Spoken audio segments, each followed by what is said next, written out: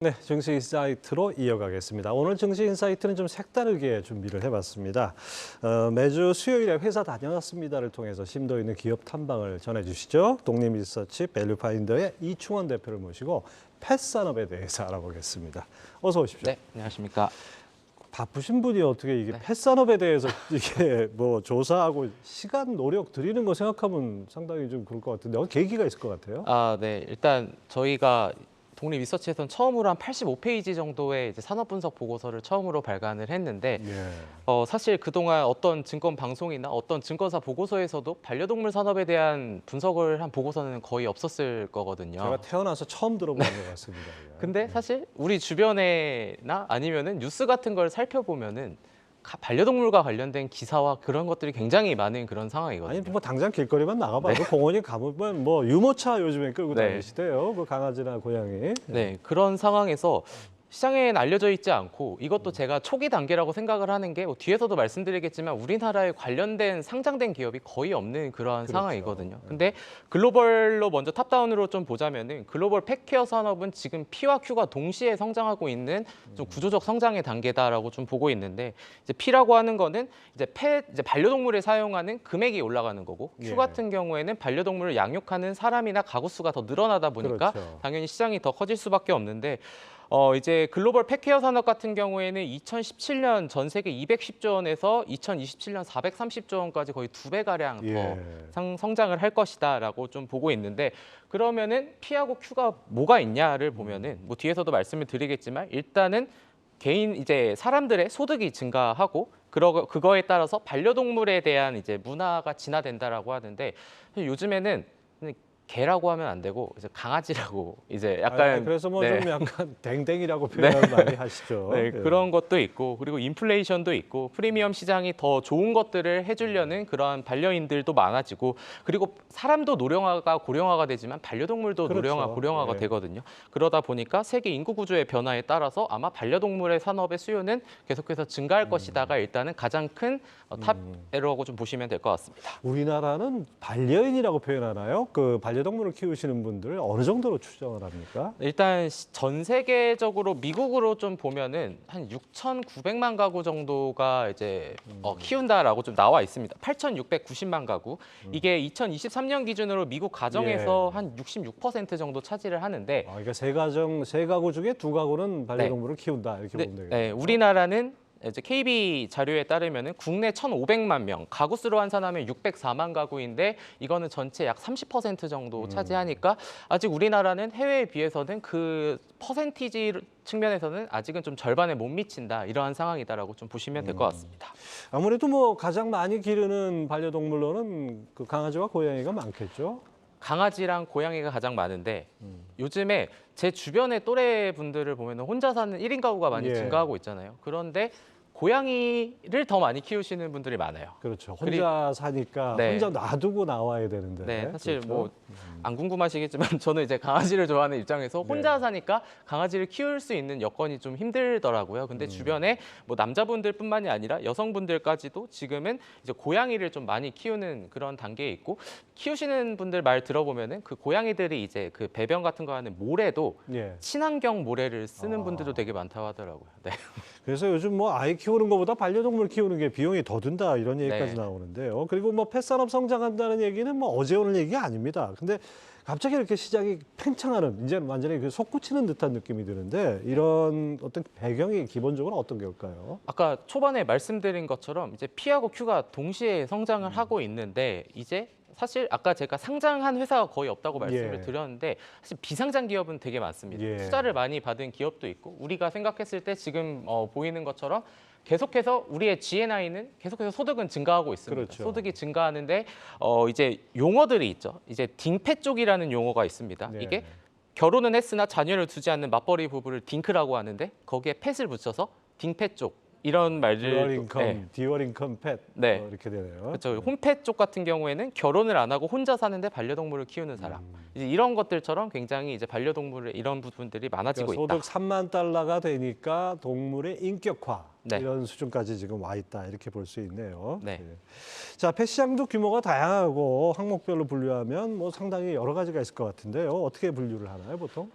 일단은 뭐 저희가 분석한 자료를 보면은 뭐 펫 헬스케어도 있고요. 뭐 펫테크도 있고 그리고 네. 이제 여러 가지 것들이 되게 많습니다. 펫 헬스케어, 펫테크뿐만이 아니라 지금 계속해서 증가를 하고 있는데 한 가지 펫푸드가 일단 가장 큰 시장이니까 예. 이쪽을 보면은 우리가 요즘에 이제 주식을 하면서 당연히 CPI 지수를 많이 보잖아요. 근데 CPI가 12개월 동안 약 7.7% 음식료가 올랐거든요. 예. 근데 펫과 관련돼서 소비자 물가 지수는 14.6%가 올랐어요. 2배가 올랐네요. 네, 강아지가 이제 사람이 먹는 음식료보다 이제 그래서 그 용어를 아직 많이 쓰진 않는데 우리가 인플레이션이라고 물가 상승을 얘기하잖아요. 이거는 이제 또 펫플레이션이다라는 인플레이션. 네, 예. 네, 그런 얘기도 많고 굉장히 많은 비싼 제품들이 있어요. 이제 강아지 침대가 1,200만 원짜리인 것도 있고 이제 뭐 구찌나 오 마이 갓. 네, 예. 에르메스나 이런 그런 데 명품 업체들도 그런 펫 용품을 판매를 하네요. 네, 그리고 이제 유명한 축구 선수 베컴이 이제 강아지한테 담요를 덮어줬는데 저 예. 루이비통께 이제 700만 원대. 저 맨 첫 번째 사진이 베컴인가요? 네, 그래서 뭐 반려견 목줄도 40만 원짜리가 있고요. 에르메스 저 반려견 보울이 150만 원짜리다라고 이제 많이 판매가 된다고. 이해는 안 되지만 아무튼 현실이니까. 예. 네. 예, 그렇군요. 자, 그렇게 되면은 그 여러 나라들이 이제 그 국가적으로도 뭐 이 펫 산업이 상당히 좀 성숙해졌다 그럴까 발달했다 그럴까 이런 나라들이 어떤 나라들이 있어요? 일단 가장 큰 시장은 미국이고 이거는 이제 또 그 다음은 이제 조사 업체마다 다른데 이제 브라질이라고 하는 데도 있고 이제 중국이라고 하는 데도 있는데 결국은 미국, 중국이 가장 큰 시장을 형성할 것으로 예상이 뭐 되고 인구도 많고 네.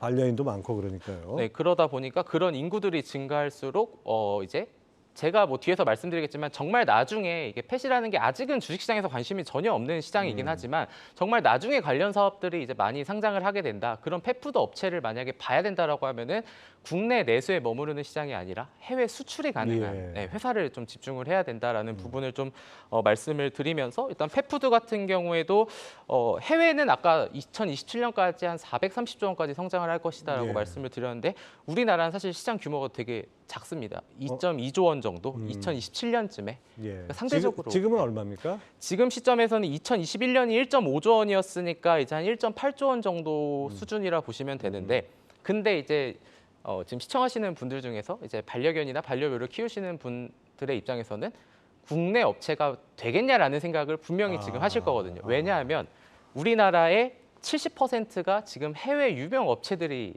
점유율을 많이 차지하고 수입 있는 사료를 네. 주로 먹인다는 네, 얘기네요. 이제 로얄 캐닌이라던가 이제 그런 쪽이 많기 때문에 상대적으로 우리나라의 이런 중소형 업체들은 지금 상대적으로 힘은 내고 있지 못하는 그런 상황이 현실이다라고 좀 보시면 좋을 것 같습니다. 그리고 네, 대기업들도 2019년에는 빙그레, 예. 2020년에는 CJ 제일제당이 펫푸드 사업에 진출을 했었는데 또 철수한 이력이 또 있거든요. 철수를 했어요. 네, 그런 그건 부분들도 안 있습니다. 팔려서 그런가요? 뭐 쉽게 말해서. 일단 프리미엄이 이제 약간 자동차도 그렇고 아. 약간 우리가 수입산이라고 하면 뭔가 더 좋아 보이고 비싸 보이고 이런 것들이 있잖아요. 그러다 보니까 철수를 했는데 하지만 뭐 동원 F&B라던가 그런 다른 음식료 회사들 그리고 최근에는 이제 대상그룹도 신설 사업부로 이제 펫과 관련된 사업을 이제 설치하면서 예. 계속해서 좀 늘어나고 있는 그런 상황이다라고 보시면 될 것 같습니다. 자, 우리 이렇게 펫 시장이 우리나라도 엄청나게 이제 커지고 있는 상황인데 우리 산업, 우리 기업들이 그만큼 대응을 못한다 그러면은 좀 아쉬운 점도 있을 것 같아요. 뭐 과제가 있을 것 같은데요. 일단은 어쩔 수 없는 현실이 지금은 브랜드에서는 안 되잖아요. 네. 그럼 그 다음에 덤빌 수 있는 거는 가격입니다. 가성비로. 네, 네. 근데 가격이 또 낮아지게 되면 또 수익성이 낮아지다 보니까 이런 악순환이 계속 발생할 수밖에 없거든요. 그러다 보니까 지금 시점에서는 그래서 타개할 수 있는 게 해외 쪽으로 진출을 하려는 회사, 해외에 나가서 그 시장을 크게 점유를 하는 게 아니라 그 니치 마켓에서 1%만 가져와도 중소형 회사들은 더 크게 성장을 할 수 있는 여건들이 마련이 될 수 있다는 예. 부분까지도 좀 보시면 좋을 것 같고 이거와 따라서 뭐 펫푸드는 아니지만 이제 한 4월쯤에 국회에서 하나 얘기가 나온 게 반려동물을 이제 병원 같은 데 데려가서 치료를 할 때는 예. 부가가치세를 면제해 준다라는 또 이런 것도 발의가 됐었거든요. 예. 아까 말씀해 주신 것처럼 강아지 돈을 되게 많이 쓴다고 이제 하셨던 예. 것처럼 그런 부담들이 늘어나다 보니까 오히려 장려를 하고 있고 일본에서는 이제 애니멀 테라피라는 게 있는데 예. 일본에서는 한 3만 2천 마리의 강아지랑 고양이를 살처분을 하는데 이게 나이 드신 분들한테 이제 강아지를 고양이를 이제 예를 들어 요양원 같은 데 놓으면은 오히려 그분들의 스트레스가 많이 감소하는 이런 효과들이 많이 입증이 되었기 때문에 또 그런 부분들까지도 이제 생각을 해보면 이제는 단순히 산업이 크게 성장하는 그런 부분을 떠나서 이제는 정부 차원에서도 많은 이런 지원들을 해주고 있는 그런 상황들이기 때문에 일단은 뭐 전체적으로는 한 번씩 다 성장을 할 것이다 이렇게 좀 보고 있는 상황입니다. 우리나라 인구의 뭐 3분의 1이 반려인이라고 생각하면은 뭐 정치권에서도 당연히 관심을 가질 것 같은데요. 또 하나 지금 잠깐 말씀해 주신 대로 헬스케어 네. 또는 이제 그 펫테크라고 네. 표현하는 거. 이 부분도 상당히 발전 가능성이 높죠? 네, 일단 해외 같은 경우에는 펫 헬스케어가 많이 성장을 하고 있는 상황이고 아까도 이제 캘린더에 나왔을 때 반려동물과 관련한 뭐 임상을 하는 회사도 조만간 상장을 할 것이다라는 예. 게 이제 방금 나왔었는데 이제 펫 테크 시장을 보면은 이제 우리가 반려동물 관련 서비스를 볼 때에는 보통 뭐 테크가 붙으니까 뭐 사물 인터넷이나 빅데이터 같은 이런 첨단 기술들이 다 접목이 될 거잖아요. 그래서 전체적으로는 펫 테크에는 훈련용 도구 아니면 뭐 추정용품, 자동화용품, 뭐 장난감 이런 것들에 대한 부분들이 많이 분류가 되고 펫테크 산업은 2021년 6조 원 시장에서 2028년 21조 원까지 연평균 이제 거의 20% 가까이 성장을 할 것이다라는 전망이 좀 많이 나오고 있는 그런 상황이거든요. 그래서 이와 관련해서는 말씀해주신 것처럼 지금 뛰어들고 있는 데가 국내 통신 3사랑 예. 비상장 기업. 이 통신사들도 뛰어들고. 네. 예. 이제 통신사 같은 경우에는 LG U+도 이제 펫토이를 이제 출시를 예. 하고 SK텔레콤은 AI 기반 수위 영상 진단을 해주는 서비스인 엑스칼리버를 지금 선보이고 있고요. AI하고 접목해서 저게 가능하겠군요, 진짜. 네. 예. 그리고 뭐 KT도 반려견 디바이스 팩, 이제 LG U+는 펫테크 이런 부분들을 하고 있는데 사실 강아지 같은 경우에는 이제 좀 상대적으로 반려인과 더 밀접한 부분이 있어야 되잖아요. 그러다 보니까 이제 이제 펫토이 같은 경우에는 이제 여기에서 이제 공 같은 걸 막 쏘면은 이제 강아지들이 이제 뛰어가잖아요. 이제 예, 그런 예. 거라던가 아니면은 이제 카메라가 이제 로봇 청소기처럼 돌아다니면서 이제 목소리를 낼 수 있는 이런 부분들도 굉장히 많이 지금 펫테크로 좀 진화를 하고 있다. 이렇게 좀 보시면 될 것 같습니다. 케이블 채널 중에 그 펫 TV도 있죠. 네. 뭐 그런 걸로 정말 다양해지는 것 같습니다. 자, 펫산업에 대한 전반적인 내용을 들어봤는데 우리가 이제 이 증시 인사이트에서 네. 투자 관련 관점에서 이걸 한번 들여다본다면 토픽을 듣지 않을 수가 없어요. 네.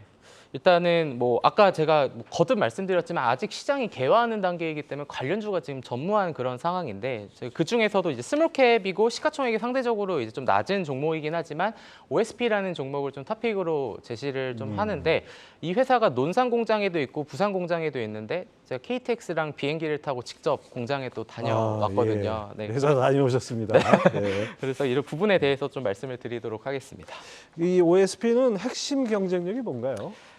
펫푸드 전문 제조업체고요. 그리고 이제 우리가 이거 아까 반려동물의 또 노령화도 말씀을 드렸었는데 이제 어리고 활기찬 강아지는 건식 사료를 많이 먹는데 예. 또 나이가 들면 사람도 마찬가지지만 이빨이 약해지잖아요. 그러면은 수분이 많이 함유된 습식 사료도 먹어야 되거든요. 뭐 어르신들 죽 드시듯이. 네. 그리고 간식도 있어야 되는데 이 회사가 올해 초에 바우아우 코리아라는 회사를 183억 원에 인수하면서 그런 이제 제품 포트폴리오를 다 이제 다각화를 시켜놨고요. 그리고 원래는 이 회사가 화장품처럼 ODM, OEM만 하는 회사였었는데 지난해 이제 인디고라는 PB 브랜드도 이제 론칭을 네. 하면서 이제 브랜드화를 하고 있는 그런 상황이고 그리고 아까 제가 말씀드렸던 게 우리나라의 펫푸드는 상대적으로 글로벌 시장보다 낮기 때문에 해외 쪽으로 진출하는 회사를 봐야 된다라고 말씀을 드렸는데 예. 이 회사 같은 경우에는 아마 올해 중국하고 이제 미국 쪽으로의 지금 협업 관련 그 해당 국가 기업과의 이런 협업이 기대가 되기 때문에 이런 부분들이 아직 시장에서는 전혀 관심 없고 거래량도 많이 없는 상황이지만 올해 그리고 내년 계속해서 사상 최대 실적을 달성할 수 있을 것 같다 이렇게 좀 보고 있습니다. 자, 이 뭐 앞으로 영업이익 전망을 보니까 이 그래프를 보니까 2020 올해부터 내년까지 아주 확 뛰는 걸로 나오네요. 네, 일단 23년에 매출액이 168억 원에서 404억 원이 되는 이유는 그 바우아우 코리아를 인수하면서 이제 연결로 더 예, 잡히는 예. 그런 부분까지 좀 감안을 하시면 될 것 같습니다. 예, 그렇군요.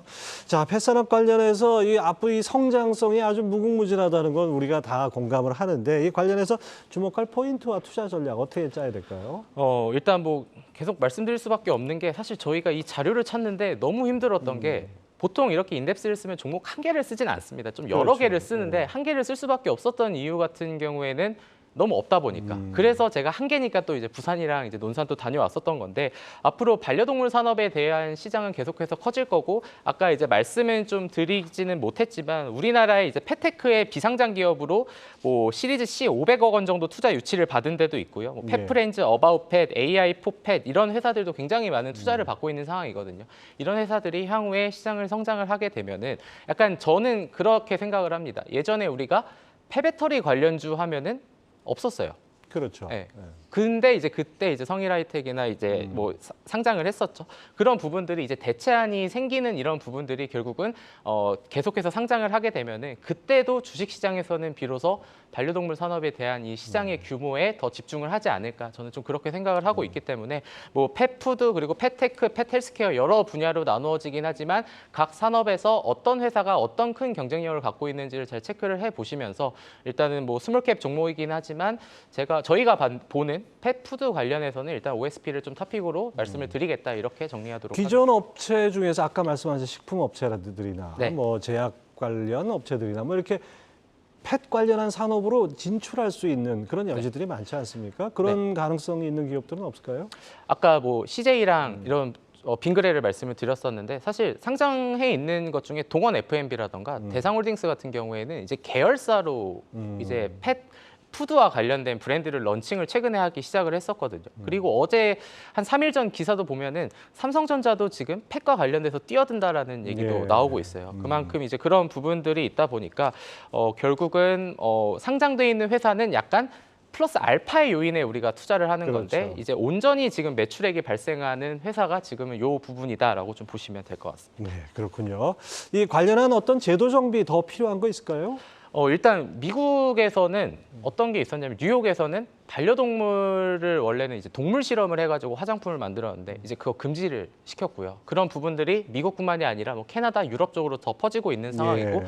우리나라 같은 경우에도 이제 동물법 개정이 이제 올해 4월에 다시 한번 됐거든요. 그런 부분들과 함께 뭐 아까 말씀드린 부가가치세를 면제를 해준다던가 아니면은 이제 뭐 요즘에도 박람회도 굉장히 많이 열리고 예. 있거든요. 그런 부분들을 감안을 하면은 정부 정책 지원에서도 최근에는 또 이제 뭐 대통령 부부도 이제 동물 관련한 데 이제 예. 출연을 하면서 뭐 여러 가지 이런 의견들이 좀 많은 그런 상황인데 결국은 뭐 말씀해 주신 것처럼 시장이 성장을 하려면 우리가 이제 샌드박스라고 표현을 하는 정부나 이런 당국 쪽에서 많은 지원이 저는 필요하다고 생각을 하기 때문에 그런 부분들이 앞으로 올해 계속해서 나올 수 있지 않을까 좀 이렇게 보고 있습니다. 네, 이렇게 빠르게 성장하는 펫산업 관련해서 앞으로 신규 상장되는 공모주들도 한번 눈여겨보실 필요가 있을 것 같습니다. 지금까지 독립리서치 밸류파인더의 이충원 대표와 함께했습니다. 감사합니다. 네, 감사합니다.